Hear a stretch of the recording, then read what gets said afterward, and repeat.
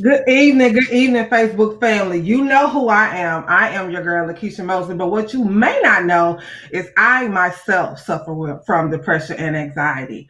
I struggle with it every single day. And so that is why this event, My Mind is My Business, is so important. It's not just to share my story, but it's to normalize us talking about mental wellness issues in the Black community. So today, I got some of my friends with me who are experts in this field, and they're going to talk to us a little bit about what they do as well as the event. Because I hope y'all excited. I hope y'all got y'all tickets because this is about to be like the bomb. Do y'all see who on this stage?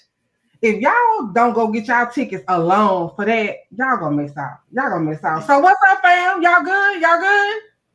Yeah, excited. Hello. Yes. Yes, we cannot wait. So before we get started, y'all, I want y'all to introduce yourselves to the audience because I need them to know who up here. Who up here about to give them some information. I'll start with you, KT. All right, how y'all doing? Kendrick Thomas, founder of KTTV, and man, elementary principal, podcaster, radio host, a lot just out in the community, and that's the overall goal, to bridge the gap between the school and the community. And so that talks about mental health, that talks about financial wellness, everything that we need to make our community and us stronger. That's what I do. All right. Thank you, Miss Laverne. Hey, I am Laverne Thomas. I am the owner of Blitzstream Love Coaching, which is a coaching firm for Black women to help them break through after divorce and boss up. So I deal with a lot of women who are completely broken and shattered after their divorce. And I help them first spiritually, kind of regroup and strengthen. And then once I get them to regroup and connect with their father, I help them either write a book, build a business, or become a life coach themselves, because I do have a certification process. Oh, I like that. Right. Boss up after the divorce, baby. That's what I'm talking. Girl, where was you when I divorced? Okay, we digress. Dr. Van, one of my favorites who always supports me. Thank you, Lakeisha. Appreciate being on tonight. So my name is Ms. Shell Van. I am in Kansas, and I have two businesses, Fantastic Solutions, where I help women pivot in their mind, body, and spirit as they become whole. I am an executive wellness coach, and I also have a nonprofit called Sisters Can We Talk, where we help women bridge the gaps in social and health disparities. One of the things that we understand is that when our mind and our body are healthy, we can be wealthy and we will be wise. Yes, I love that. LaShawna. Hello. My eyes got big when she said she's in Kansas because I'm from Topeka, and whenever I say that, everybody just be like, they've never heard of it. So I got excited when she said that. My name is LaShawna. I'm a mindset and clarity strategist, and basically I'm a therapist turned business coach, and I help entrepreneurs take their transferable skills and monetize their passions, and we focus on confidence, clarity, customer journey, and then the cash. I think many times we try to go directly to making money and we don't even know what we're doing. So I hope you go from start to finish with confidence and imposing on imposter syndrome. Thank you. And Miss Email. Hey. Yes, That's my thank cousin, you for y'all. having me.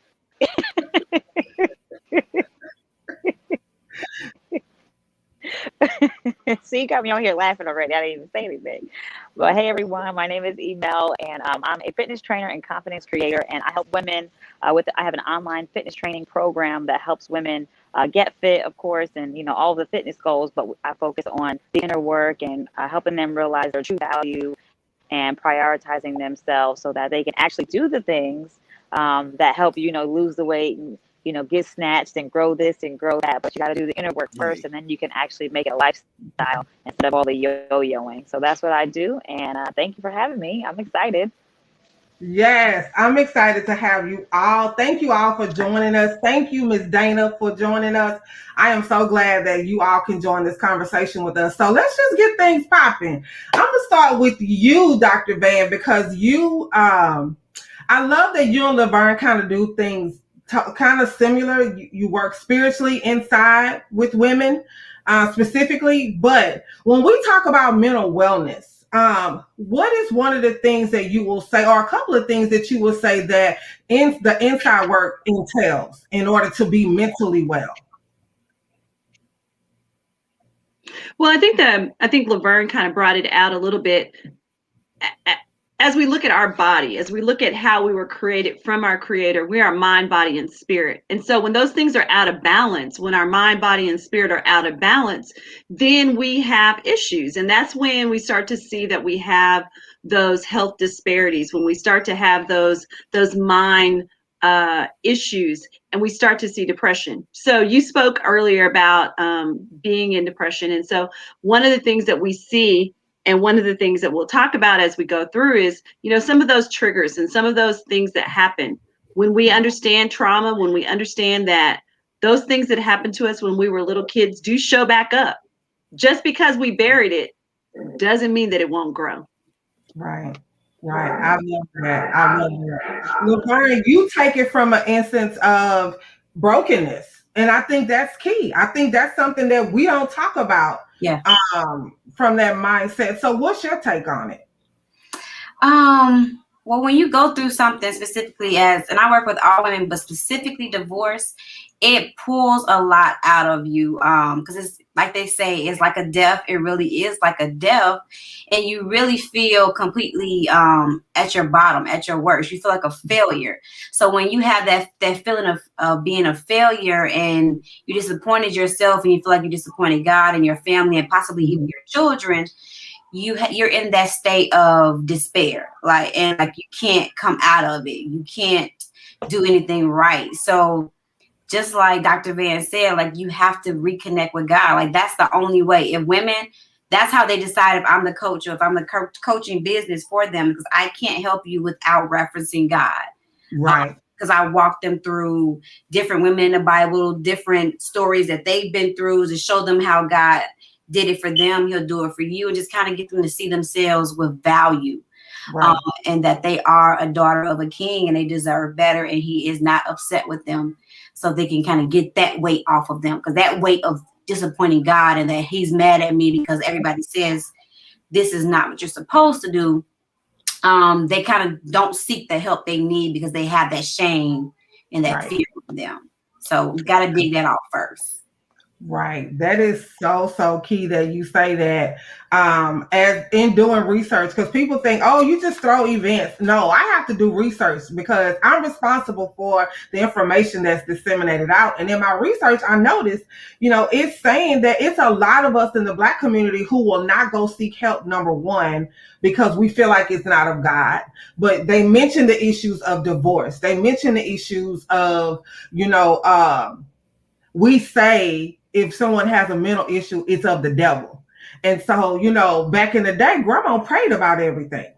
that was just the answer, and it's about a shift in that whole mindset, even when it comes to, us as women, us in education, those things have to be, kind of circumvented. So KT, this question is for you as an educator, hats off to you, because I can only imagine with them children that you're dealing with, but you also they're a product of their parents or their families.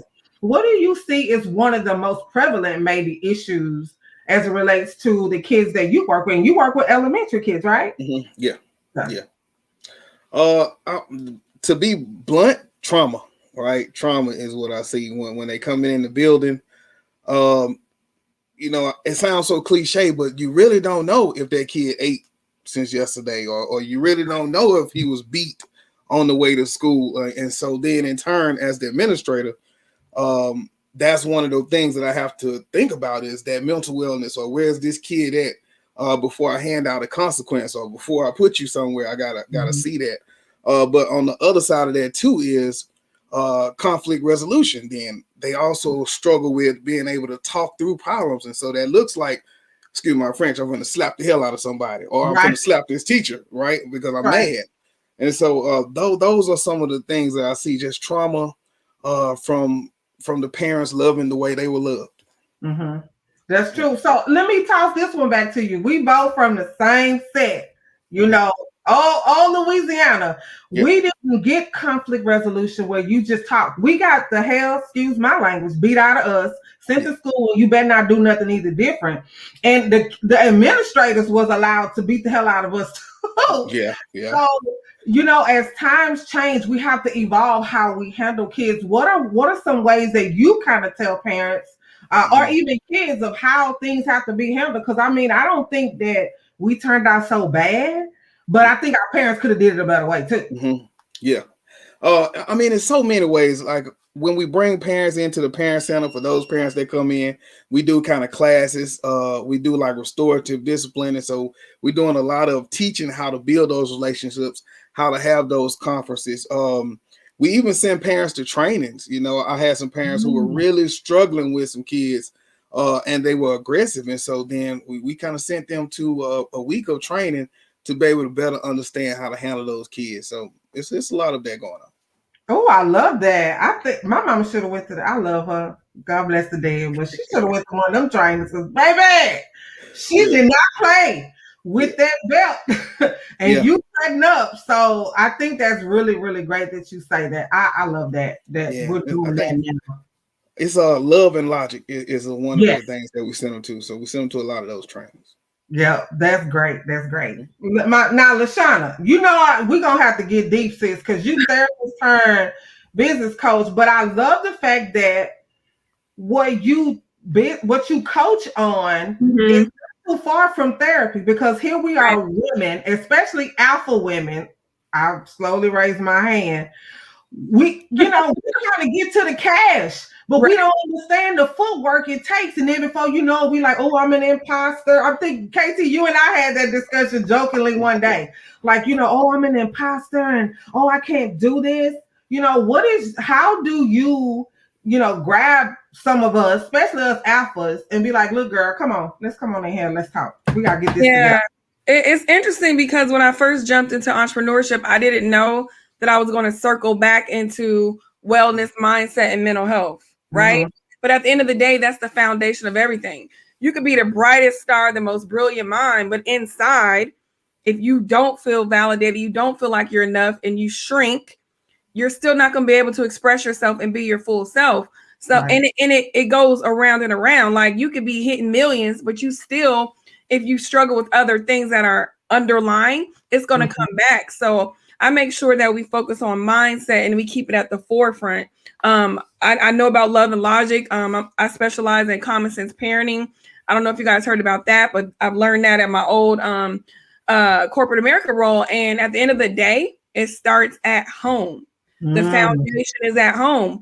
Our upbringing, if you didn't get a whole lot of love and hugs and the unicorns, the sparkles and the glitters and all that good stuff, and then you get into this entrepreneur world where you got to have an alligator skin, it just stirs that pot of uncertainty. So, girl, I can go. Oh no, and look, we excited about that because I know you're gonna bring it. You brought it last year, you're gonna bring it again today, but I think you make sense. My mom was very loving, but she was also very abusive, and I'm saying that here publicly with her verbally. She didn't really beat us, but when we did get a whooping, oh Lord, just take me, because I'm not gonna heal from these whelps I got, and they talking while they beating you. But again, they only know what they know. Exactly. They only know what they know. Exactly. So I'm gonna use a quick analogy because someone's cupboard could be full, right? Groceries, there's plenty, got all this stuff. And then some people's cupboards are bare. It's not that they don't want to. It's not that they wake up and say, hey, I'm going to beat my child. But when you don't have the capacity and your cupboard is bare, right, then that's all you can give. And I think it helps us to have more empathy that they're only doing what they knew, but it's up to us to change the trajectory of the cycle. That's true. That's true. So, Miss Email, I know people wondering, like, okay, fitness. Why is fitness a part of this? Fitness is a key part of this. And you one of them trainers, you don't play. I was trying to do one of your trainers last week. I said, no, ma'am. It's cousin tripping. Girl, you was doing them burpees. And I was like, I can get one. And then I'm going to have to sit down and breathe for for a second. But talk to us a little bit about how fitness plays a part in your mental wellness. Yes, we're gonna work on those burpees, okay? But yeah, but yes, obviously, most of us know that, science and the human body, when you exercise and when you're active, when you're outside in the sun, it chemically does something to your body to enhance your mood, which can, of course, help with your mood, your motivation, your anxieties, all that type of stuff. And, similar to what LaShawna said, how everybody just wants to get to the end, right? They just want the cash in her example, and for my clients or for us, we just want the results. We just want weight loss or muscle tone, whatever. We just want that, and we kind of want to just skip over the other stuff. And for me, I also lead with that mindset piece, because your mind really controls everything that you do or don't do. Right. And so everybody wants the results, but it takes actions. It takes, the eating healthy and the activity to get those results. But what about all of the stuff in between? And I focus on confidence. I call myself a confidence creator, because I myself also had went through a rough patch. And, I had to go piece by piece with all of the inner work to get there. And so, I feel that a lot of entrepreneurs, I know this is an entrepreneur audience, it's like we want to make the money and we want to do all this stuff, but you're leaving out your health. And you can have all this money, but what you gonna do with all that money if you don't have your health as well? So we really have to tie it all in. Right. That's so key, because we done heard of rich folks dropping dead with all their millions in the bank. They done straight drop dead because they're not healthy. So I think that's really a key point. So I have a question I want to pose to the entire panel. We're going to specifically talk about our community. And it's not that we're trying to leave anybody out, but I know from the statistics I read, where 78% of African Americans or Black Americans do not receive the mental health that they need. We all know what the statistics say. I'll start with you, Laverne. What is one reason you feel like we don't go and get assistance, that we don't go and get help? Because that was kind of instilled in us, we'll go on this house, stay in this house. So when you taught that at an early age, you're not seeking any assistance that's outside of the house. Mm-hmm. So and that's just that lack of knowledge, because I'm a huge fan of mental health. I have my own therapist, and when I say you need somebody to guide you through that, and a lot of people feel, especially if they're too religious, right? They feel like all you need is God. God's gonna give you the answer to everything, which He will. However, His word still says seek wise counsel.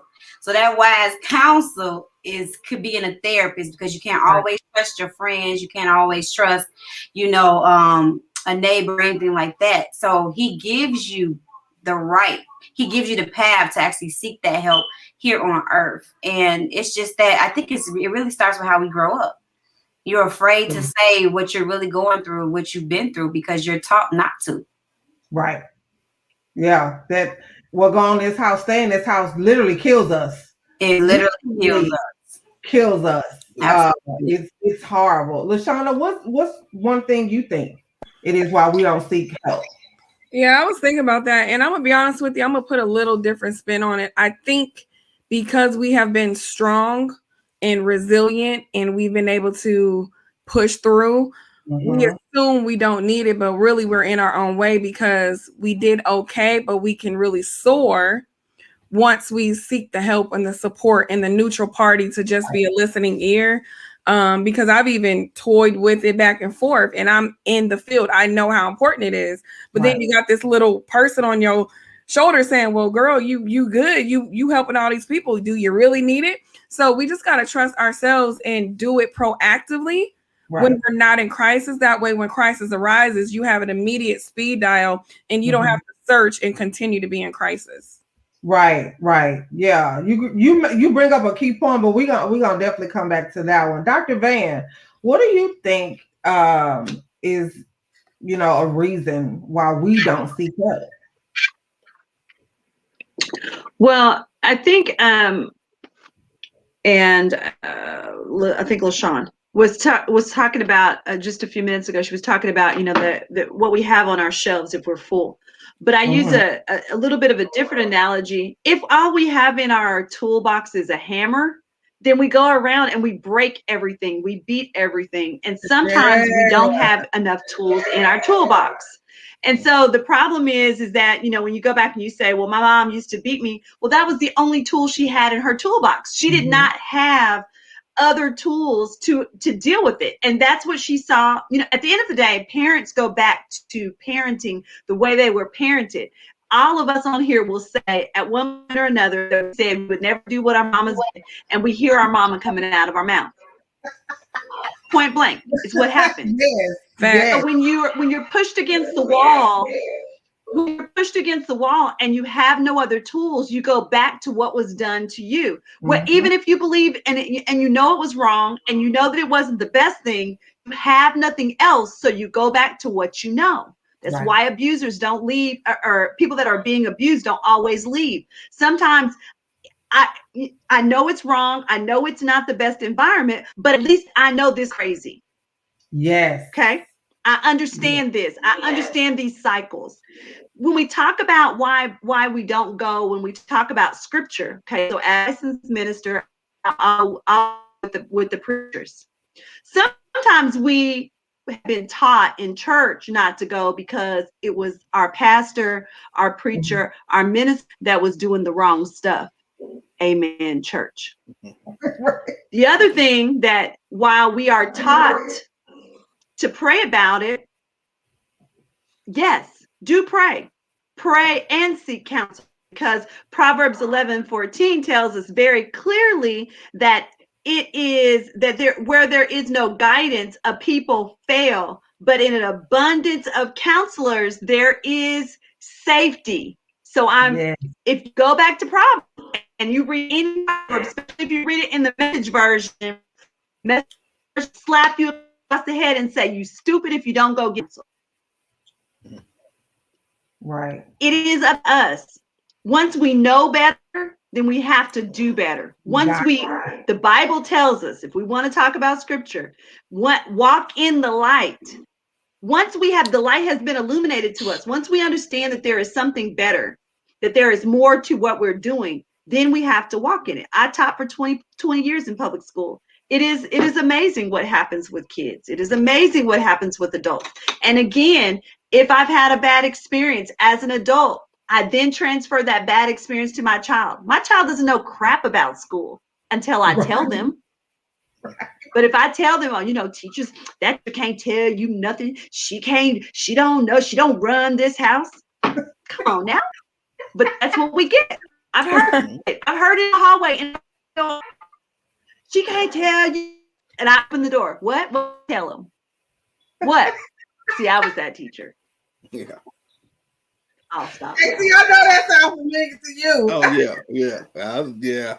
There's a bunch of them. Your mama say what? That's how you. You know this high school. Tell your mama to call me. Yeah, tell your mama call me. Yeah, that's Lord. I just don't understand. I'll meet her in the parking lot. Yeah, be like, really? Are you serious? So, KT, what is one reason you think that we don't seek help, males specifically? I'm gonna put you on the spot. Yeah. Man, I've been trying to figure that out, you know, because I only could think of the simple reasons of, like you say, the strongness, or I don't need it, or I don't want nobody in this business, or man, that ain't for me. You know, like I've been there for like the last 3 years, and y'all, when I tell you, we talking like mom had me at 15. I've never met dad. You know, no real relationships to even follow behind to know how to treat somebody the correct way. And so the last 3 years I've been doing the work, and even with the growth, I talked to my friends about this, and it's like, man, they ain't got nothing to do with me. I ain't going to talk to nobody about that, you know. And so when you say why, besides the reasons of it's just not what we do, until somebody kind of puts it out there to you and you accept it, we just don't go, you know. But I don't think it's nothing. I don't know. If you can spark it, I think it's there because somebody sparked mine, and I came from the same place as these people, right? And so I think it just got to be that one way of you get sparked, whether it's through a relationship or it's through you at the end of your road. It got to be somewhere. Right. But I think until we get that spark, it's just something we don't do as men. Right. I love what LaShawna says, where, you know, we need to have that in our back pocket. We shouldn't be in crises. A lot of times we in crises before when we go see somebody, and then they gotta be like, okay, let me spend 17 sessions trying to calm you down first. Then let's get to the root of what's going on with you. And I wish we were not like that. I wish we really were more proactive. Right. Versus reactive. Look, we don't even go to the doctor until we about to be like a step away from death. It's like death. So, of course, mental health, what you can't see, we real slow. Right. And that's why, Email, I'm about to pivot to you. Like, what one reason you think, but even when it comes to you with fitness, you know, it's because, you know, the doctor then said this, or you step on the scale and it say that, and you like, okay, I gotta go talk to somebody like Email. I gotta get this together.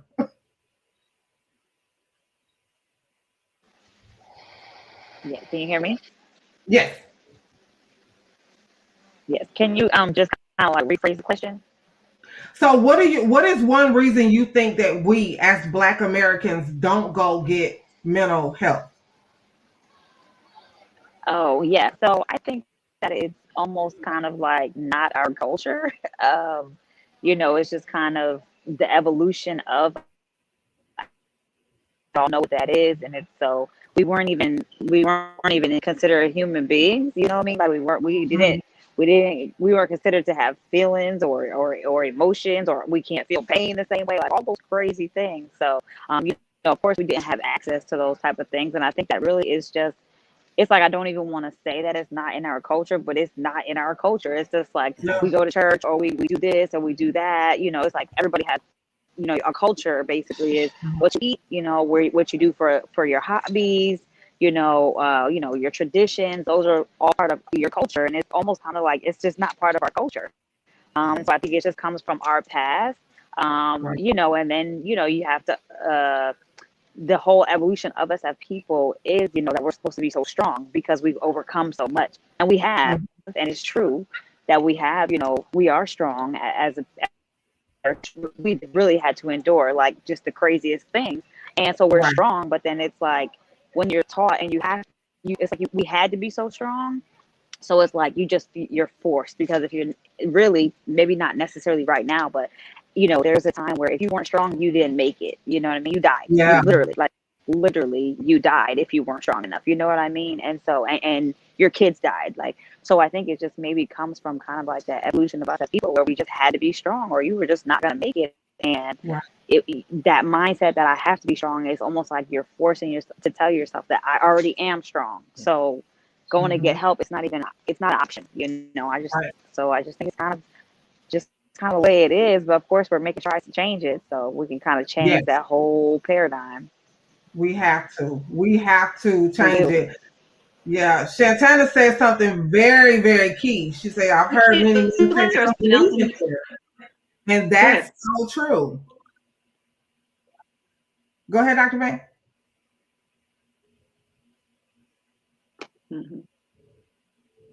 Well, what I was going to say is that I think the other piece too is, as we're growing up this next generation, we have to be very cognizant to make sure that therapy or having counseling is not punishment. Because what happens a lot of times is, especially with our kids, if they are, you know, considered a behavior problem, if they're considered, you know, if they've gotten any issues, then we send them to therapy, and it feels like punishment, not like something that is truly going to excel me and help me to go forward. And so I think that's the other thing that we have to be conscientious of as Black parents. We can change a generation, but we cannot let it be changed because our kids are mandated to go to therapy or mandated to go to counseling. Doing that start to see it. We need to do that on our own. We need to do that as things that we are doing because we understand that the next generation needs to do this. And, you know, and it's not punishment. So I think that's one of the things we need to be very cognizant of as we are having this conversation, is that we cannot allow therapy to be punishment. Yes, that is such a key point. You're right. KT, you in the school system, you see that. I mean, I can remember back in the day, people that I went to school with who I didn't think nothing was wrong with them, but they was put in therapy. Yeah.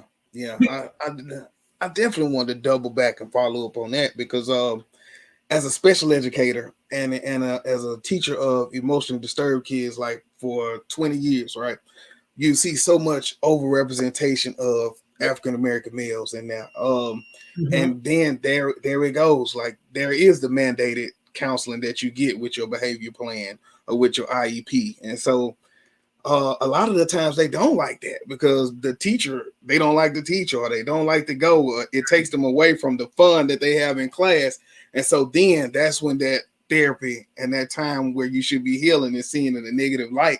And the kids have this therapy every year. And so it's not like they get a chance to change it. Now this already done thought of it. So now, okay, here go this lady again. She want to play with these toys and this.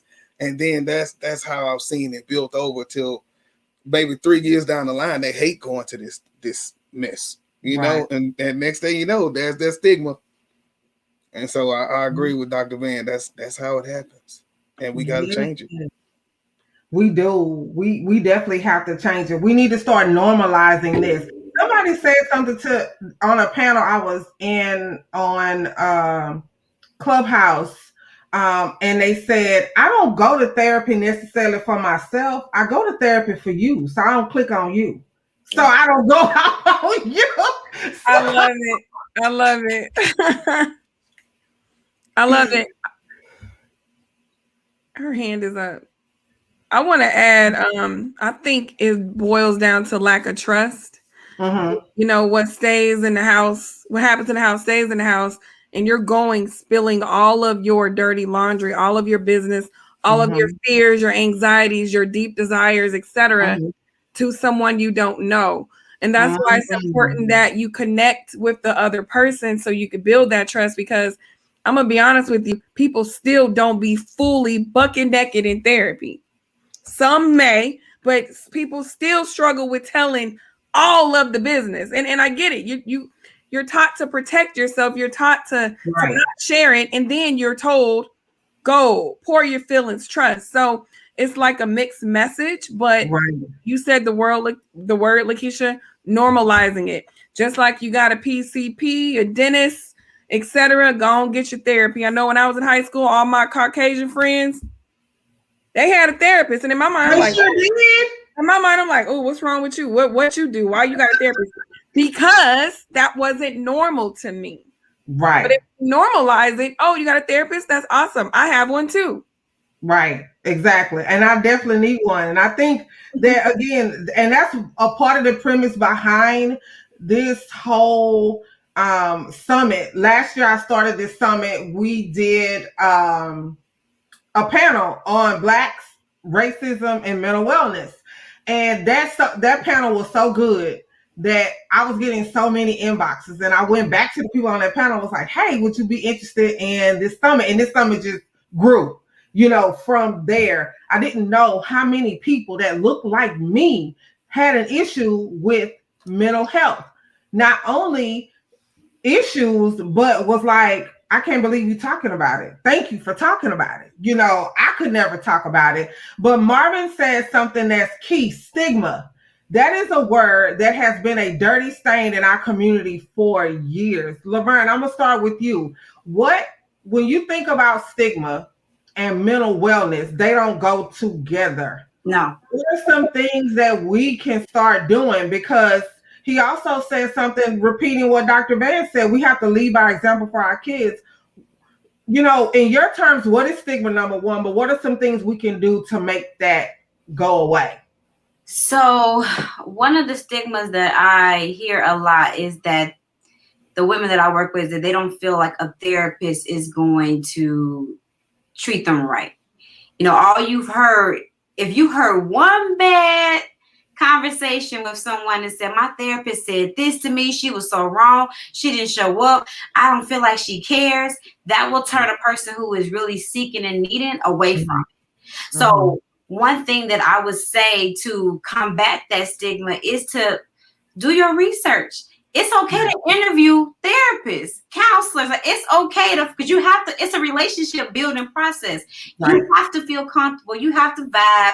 The energy has to be there in order for you to completely let down your guard and release to somebody else and accept that help. So I think a lot of times we feel, and it could be because of the certain insurance policies that we have, you kind of giving what you're giving, but you have to be able to find what you're looking for. For me, I prayed and I said, I need a therapist that she needs to be faith. I need to be a woman because I'm dealing with some issues with men.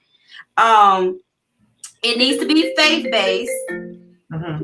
And I need her to really tell me about myself. Like, don't just say, yeah. I need you to call me on my stuff because like you said, I'm an alpha female. Yeah. So I need you to call me out so I can get that corrected. So I can know where my faults are. But you have to know what you're looking for in a therapist and be okay with interviewing therapists. Asking questions, advocating for yourself. So that is my suggestion for combating that stigma of, you know, you're not going to find the right therapist, or therapists are just mean or rude, or they really don't care about you anyway. I mean, nobody's perfect, but you just got to search for the one that's best for you. Yeah, that fits you. I think that's key. Emel, what do you think is a stigma, and what is, you know, a suggestion you have for combating that?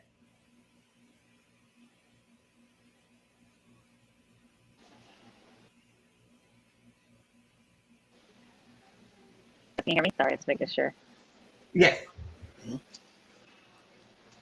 Yeah, okay, sorry. It has like a little delay. Yes, I think that one of those things that we're challenged with as people is that I agree that it's looked at as one of those things that it's only if something's wrong with you.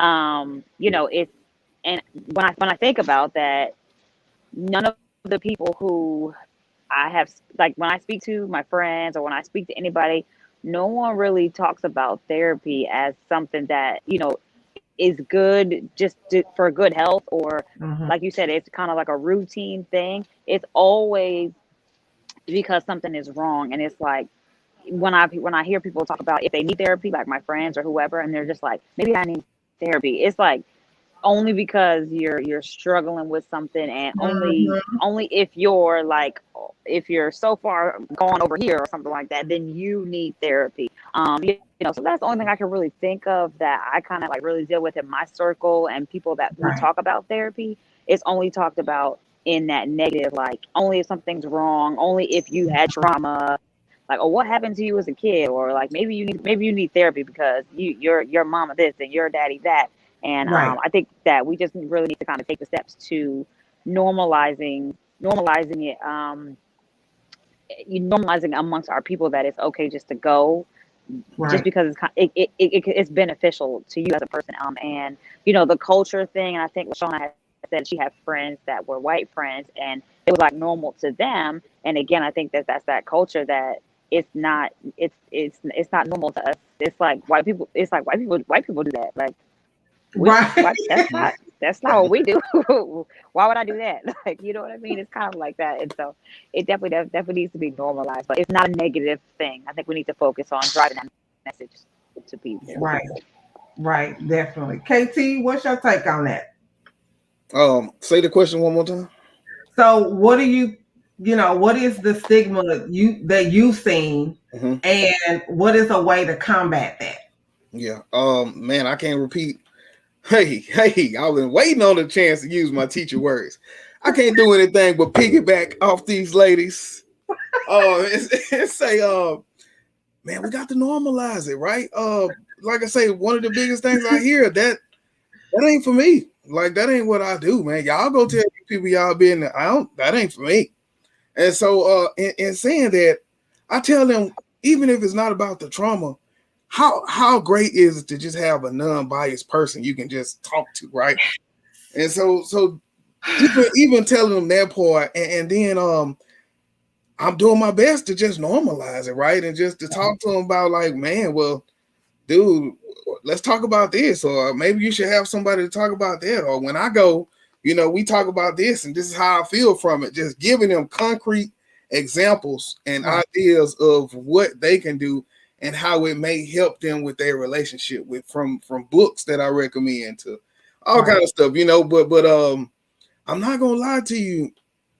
Like I made it to be different as far as the administrator and everything, but man, we talking about some people who like street, right? And so Yeah, hard to break that to get them to say I'm gonna go in and do this, because that, like, when we say that ain't what we do, for sure is not what they do. exactly. So then it's kind of hard getting them there, but I'm not gonna stop. So we got to keep normalizing it. Right. I love that. Dr. Van?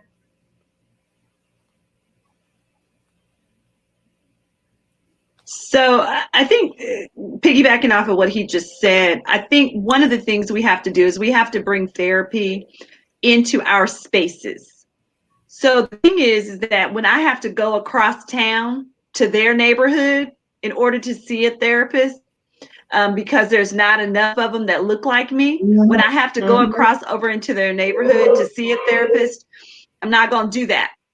So what needs to happen is we need to be the people providing those services, so that when I go, the person that looks like me, the person that's sitting across from the table from me, can have an experience, a shared experience. If nothing else, they can say, girl, I know, because I've been there too. Now, don't get me wrong, as a therapist, that's not necessarily what you're supposed to do. I know that. But sometimes we have to let people know that we're human. We have to let them know that, I've struggled too. I've had some issues too. If you think about our culture, for years and years and years, we've all had that uncle. We've all had that cousin. We all had that. We didn't quite know what was wrong with them, but we knew something wasn't right. And it was always in that back room that could nobody go back there. Think about Soul Food. Y'all watched Soul Food. Yeah. You remember that uncle that was upstairs, never let him come out, but he had a whole TV full of money. Come on now. So there's that piece in our lives that the stigma has been there because they were hidden. The people that had mental health issues in our family were hidden, and we didn't talk about it. And we try to pretend like it didn't happen. And then the other thing that we think about when we think about stigma, social determinants of health. So one of the things that we look at in social determinants of health is, where do we live? What are our microaggressions? So when we think about regular doctors, so someone said, we have a regular doctor, we have a dentist, we have all of these people. But one of the places that we start to look at is the microaggressions that happen every single day of our life. One of them happens with our regular doctor. When I go to the doctor as a Black person and they don't believe what I'm telling them, they don't believe my pain, they don't believe my struggle, they don't believe what I'm saying, and they also won't give me medicine because they feel like I'm stronger, I don't hurt as much. All of these things that have happened. And so because we have those experiences with regular doctors, then we definitely are not going to go tell our business to somebody and then have them judge us in a way that I'm going to pay you and you're going to judge me. Not so.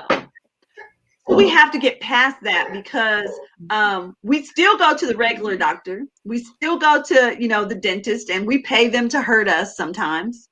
And sometimes we have to pay somebody to get into those places that we have tried to hide and we've suppressed, so that we can be healed, set free, and delivered. Right. Ooh, baby. Is y'all edges still? My edges still. Okay, LaShawna, go ahead.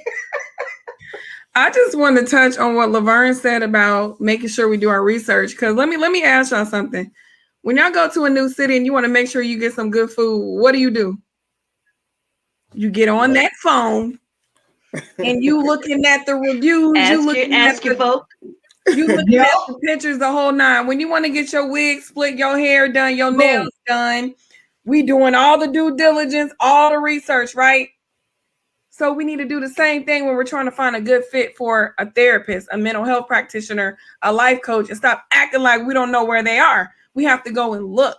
So it's a lot of just self-accountability and a reframing of how we're even looking at therapy, because therapy is not a choice. It's a freaking necessity. Yes. Like literally, our life can be so much more effective and abundant if we have support. And honestly, it's not like they're fixing you. All they're doing is having a listening ear so you can talk. A true therapist asks more questions than they give feedback and they give guidance and etc. They're asking questions and they're listening. You're coming to your own conclusion. Same with coaching, right? We have all the answers, but we got to just trust to invest in ourselves and believe that we're worth the investment. Right. I love that. That's right. We sure do. We be Googling up a storm trying to find something that we need, but we gonna get on there and Google for a therapist. We won't. Psychologytoday.com, Right. blackgirlstherapy.com. Yeah. Like, it's too accessible now. It's too accessible. There's no excuses, to be brutally honest with you. Right. Now, I'm not being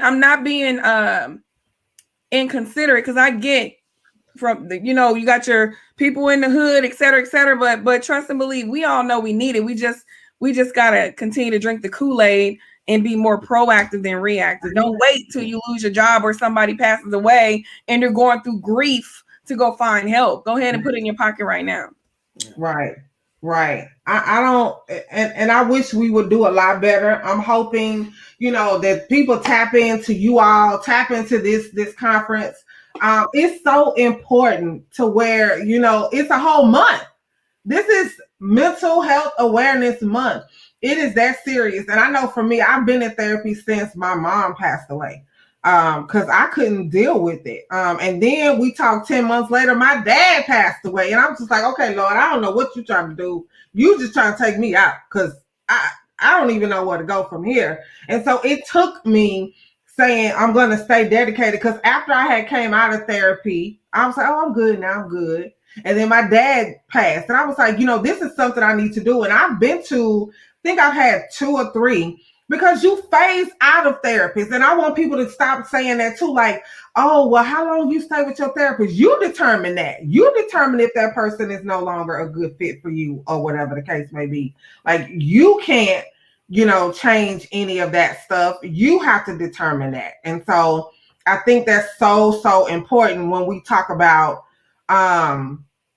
mental health, or things like that.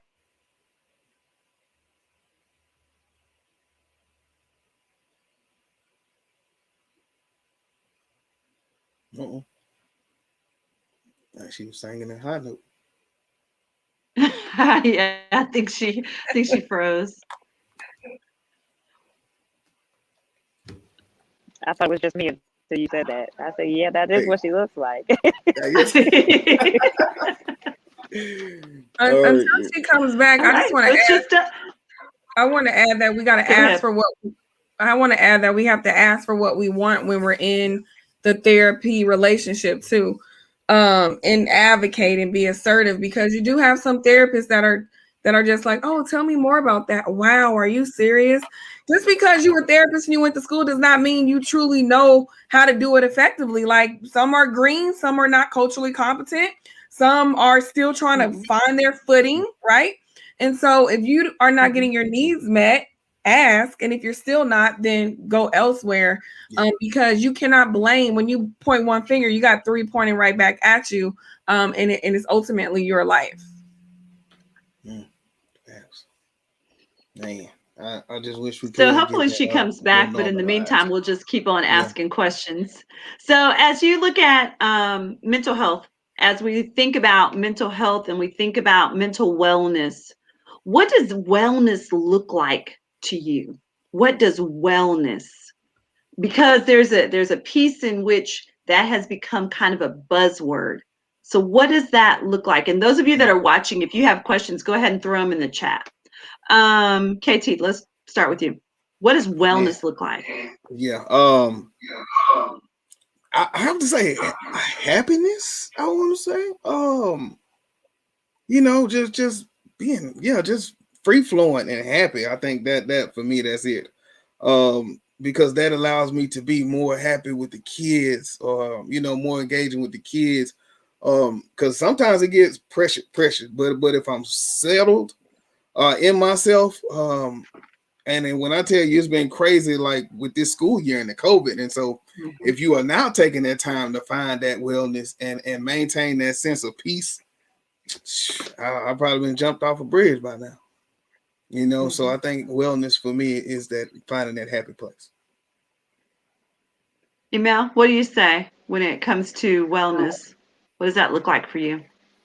Yeah. So, wellness to me for what I do, I'm a trainer, but I focus on all of the, helping women really understand their true value and their worth, and realizing that I'm enough, because that can really hold you back, and you don't go after, maybe the job you want or the promotion, you don't necessarily, you're discouraged and unmotivated in the fitness realm, but it really affects everything. And so of course, movement and being active, not necessarily, I'm not the trainer that, it's not that I don't want a flat stomach or anything like that, like of course I do, and all that aesthetics is nice, but I'm not the P90X trainer that's like, I do things like those things myself, but as a trainer, for my clients, that's not my driving message, and that's not what I'm not looking for the people who are necessarily just looking to like have washboard abs. Like, this is about being, my whole message is about being overall happy and wellness as a whole. And so it's not just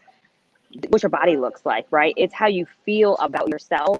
It's about your energy. It's about accepting yourself for who you are and the skin you're in. And so I think being well means that you're not complacent, right? You always, want to elevate, you always want to reach for something bigger, but you're happy and you are accepting of yourself, your mistakes, your flaws, your imperfections. Like, to me, that is what wellness is. To me, is being happy with where you're at, knowing you're going somewhere better, or to you're elevating, but you're not ashamed of where you were at. You're not ashamed of your mistakes. You're not ashamed of your bad choices if they didn't work out well. It's just like in that moment, you love yourself, and you're okay with being who you are, and nobody can make you feel bad about what you've done, or it's like no, you're not a bad person. You're not shunned. You're not this. You're not that. Like, love yourself in the skin that you're in, to me, that's what really wellness is all about. Amen. Yeah. Hey, LaShawna, what's your take on wellness? Honestly, go ahead. Real quick, sorry. I'm in the airport, so I have to get up and make my way to my gate. So I just wanted to say thank you, everybody. I'm going to stay here, but if my connection's lost, I'm going to turn my camera off. But thank you, Lakeisha. Yes. My lights just blinked, so that's what was happening with me. Yes. So don't worry. Yeah, so thank you, everyone. I can't wait to see you guys next week. All right. Awesome. Just internally and externally, like she said, the whole person. And I think jobs are doing a lot better with focusing on well-being. I know for my corporate job, we have a well-being hour every single week where you could take that in addition to your lunch. And I think that really sets a tone that if I need a mental health check, if I need to go and work out, I get an extra hour every single week. So I think we're growing as a community. Like, we're on a platform right now talking about mental health, when usually you probably couldn't find it because people was whispering about it, right? So I think wellness is just being open and embracing the journey and being transparent, so more people can support you, and then they can also be transparent as well. Yes, I like that. Cool. Laverne, wellness for you? Wellness for me is being okay with asking for help when I need it, and not trying to carry the whole load. Asking for help, just not being afraid, being open, just like LaShawna said, being open to the process and understanding it is a journey. Like, you're not gonna have a perfect day, but as long as you get up each day and you try, something different will happen. You will feel something different. You will experience something different. So, but you got to raise your hand first and say you need it. And to me, that is the beginning of a wellness journey. Amen. Yes. Absolutely. No. So I'll give mine and then I'll toss it back to Lakeisha since she's back now. I will say for me, wellness is a sense of being. There is a sense when wellness has overtaken me, when I am at a place where I am living, moving, breathing what God has called me to do. There is some things that, as we think about this whole wellness journey, every day I have to get new bread. Every day I get to start over. Every Right. day I get a new journey. And so yesterday might have been horrible. But when I wake up today, I get a new slate. I get new bread. I get new mercy. I get new everything. So I get to start fresh. And to me, that's where my wellness journey begins. I get to start new every morning. Oh, I love that. Thank you, Dr. Yeah, lights blinking. I don't know what's going on here. KT, what is doing on your side of town? Because it look ugly over here. Oh no, I'm good. I'm good. Yeah, it's crazy. It's crazy. But I really, really love how y'all share those tips. I think those are helpful. Before we end, I want you to talk just a little bit, tell them a little bit about what you're going to be talking about on Tuesday when we kick off, because you all are the first day and your day is entitled Community Wellness. And so just talk a little bit about what you will be doing and how people can get connected with you. I'll start with you, Lashana. So I'm going to be going over how to impose on imposter syndrome. And the word impose alone, if you think about impose, you're infringing. You got your elbows out. You are positioning yourself so it doesn't take you over. And I'm excited because we're going to break down what it is, how to combat it, and then how to move forward with some tools. And you guys can reach me at Miss West Creative Coach.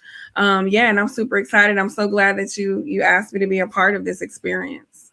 Yes, you were a part last year and killed it. Everybody loved just how frank you are with the information. And so I definitely love the fact that you are that way. You just give it how it is. It's no chaser to it. Look, this is what it is. And definitely appreciate you coming back again this year. So Laverne, talk to us a little bit about what you will be talking to the attendees about and how they can get connected with you. Absolutely. So my topic is don't let bossing up break you down. And the reason for that is there are so many things, so many programs, so many coaches, so many courses you can take that will teach you how to start a business. But once you get there, what do? Because you're not just a mom or a husband. You're just all these things. You're an employee. Some people still have 9-to-5s. I have all these hats. You're a son, you're a daughter. Like, it's so much that comes in your life in general that when you get to that status where you have your own business, you have even sometimes people that you're responsible for, it can create in you balance. So I'm coming from the standpoint of developing and creating work-life balance so that your mental health can sustain itself and continue to flourish. So my website is blissdreamlove.com, and that's also my Facebook and my Instagram handle. So definitely, if you need anything, reach out. But I'm excited about next week because I got some goodies. Ooh, I can't wait. I can't wait. Dr. Van, you are coming back. Listen, y'all, Dr. Van, like, I rocks with her for real. Anything I'm doing, if I'm about to sing the Sesame Street song, I'm going to bring this lady to play one of the parts, okay? She is super, super supportive.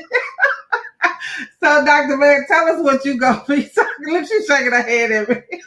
What you going to talk about and how they can get connected with you. So I'm going to talk about mental health and women of color. So I'm really going to look at as women of color, what are some of the things that are really an issue for us as it pertains to mental health. I'm going to bring in some statistics from some Alzheimer's and dementia pieces, which I don't think a lot of us really know. But one of the things that blew me away as I started working with the Alzheimer's Association is where we stand in dementia and kind of some of those pieces. We're going to kind of end with a little lighter note, but we are going to kind of start out with and really look at some of that. We'll kind of talk about and end with some affirmations and give you some tools to affirm yourself as you move forward. How you can reach me is fantasticsolutions.com. Fantasticsolutions.com. If And I'm y'all on was- Facebook and everywhere else, but it's all Fantastic Solutions. Right.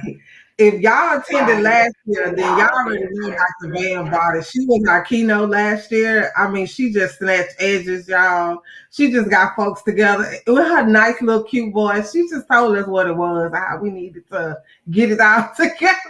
She does it in love, but she snatches edges like real good.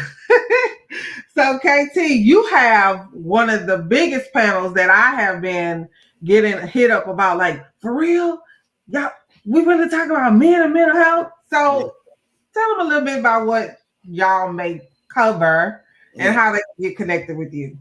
Man, well, the biggest thing is, like a lot of we talked about tonight, is what do you do when they say this just is not what we do?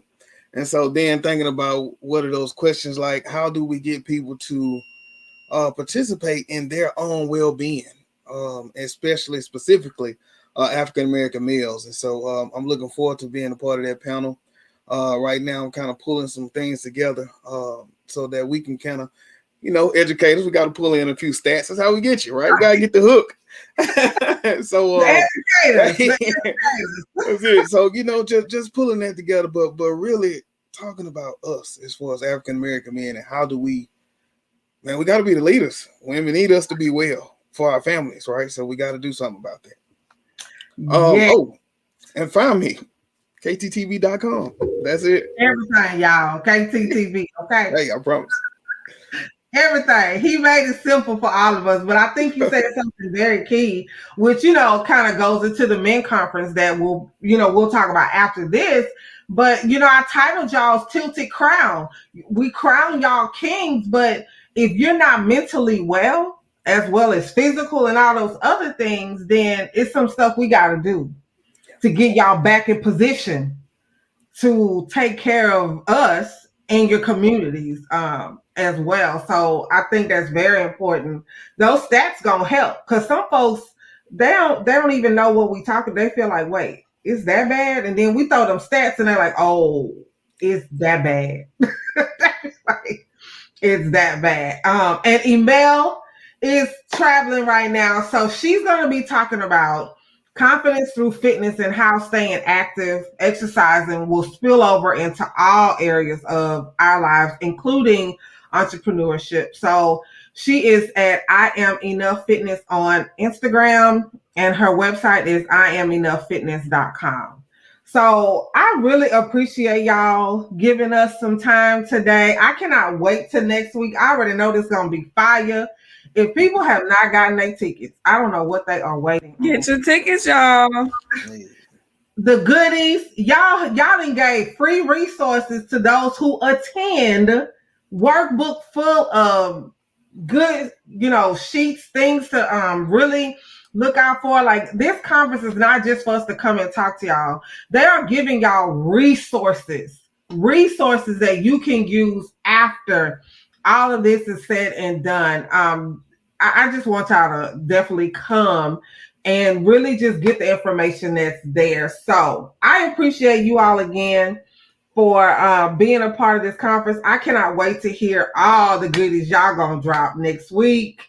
It's gonna be great. So make sure y'all tune in tomorrow night. I will be talking with some of the people who will be during our self-care day. Now, we talk about self-care as an indulgence, but it's really a necessity. If we are not practicing self-care every single day, we are totally not doing our bodies and our minds, a service. So I will have those ladies on here on tomorrow. So thank y'all for joining tonight. Y'all have a good night. Thank y'all again too.